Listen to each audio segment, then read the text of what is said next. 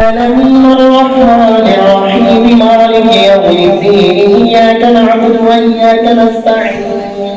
اهدنا الصراط المستقيم صراط الذين أنعمت عليهم غير المغضوب عليهم ولا الضالين.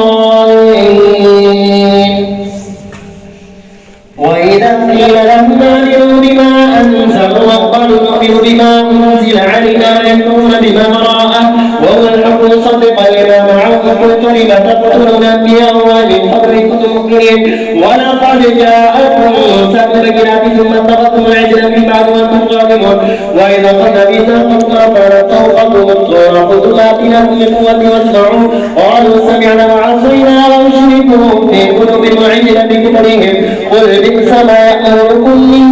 إيمانكم إن كنتم مؤمنين. قل إن كانت لكم الدار الآخرة عند الله خالصة من دون الناس